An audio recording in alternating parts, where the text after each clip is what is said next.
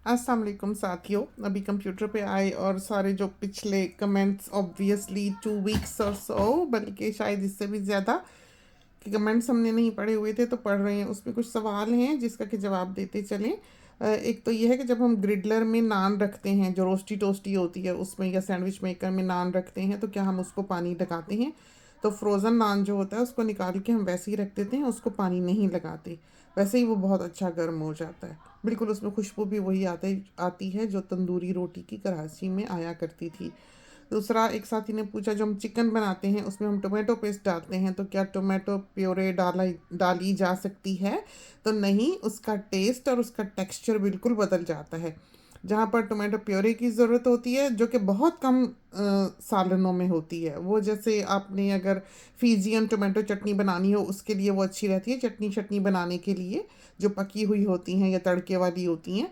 लेकिन ऐसे खानों में प्योरे जो है वो हम नहीं डालते। जो खाना है या सालन है उसमें टोमेटो पेस्ट ही डाला जाता है।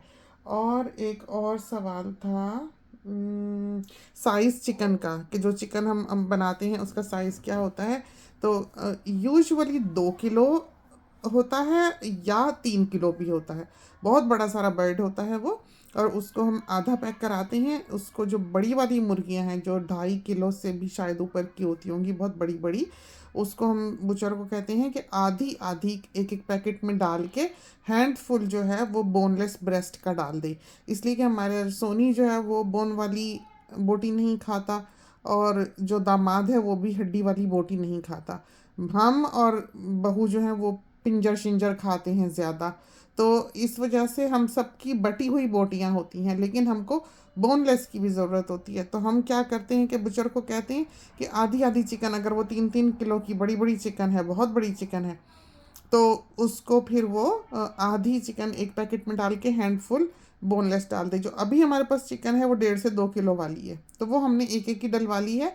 उसमें भी हमने बोनलेस डलवाया है। वो अच्छे बड़े पैकेट हैं। उसमें यह है कि अगर आपने, जब आप निकालते हैं, थोड़ा सा सालन भी बनाना हो तो चिकन जो है वो मौजूद होती है सालन बनाने के लिए भी। वरना वो चिकन काफ़ी ज़्यादा हो जाती है। वो चिकन भी अच्छी बड़ी है जो आजकल हम इस्तेमाल कर रहे हैं, और जायका भी उसका बहुत अच्छा है।